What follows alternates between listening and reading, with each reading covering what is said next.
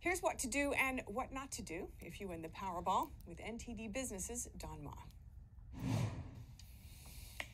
Now here with me is Lawrence Sprung, wealth advisor at Mitlin Financial. So apparently somebody just won $1 billion in the lottery. You know, I gotta say I'm a bit jealous, but you know, I just want to know, just in case I win in the future, right? What are the do's and don'ts? I mean, quitting your job immediately and telling everybody, you know, good idea or bad idea. Yeah, so thanks, Don, and great question, and I'm here with you, so clearly I did not win either. So otherwise, I'd probably be speaking with my attorney right now. So to go into that, you know, do's and don'ts. So I think the good rule of thumb is to keep things status quo for the time being. You know, make sure that you're not making any major lifestyle changes until you know how this is going to impact you and your family if you have a family, right? So a couple of the first people you would want to talk to are your accountant, your legal advisor, your legal counsel in terms of how to accept perhaps that those winnings, and a wealth or financial advisor. I think those are going to be three key people that are going to be important in helping you navigate, you know, actually receiving the money, you know, the tax ramifications associated with it, and then how to position that money for the future for you and your family in a way that's going to be most beneficial to you. So basically, you shouldn't just go out and buy a $100,000 car.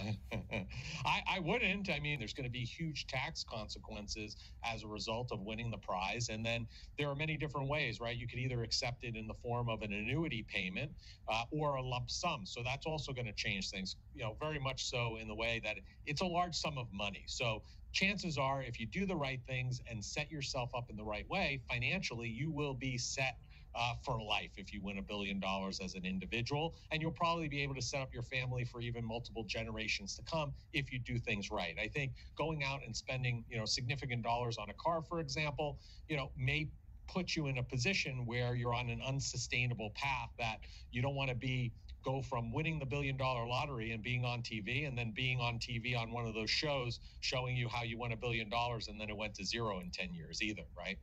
You gave us a couple of tips, but what's the concern here? If you don't do this right, what's the consequences?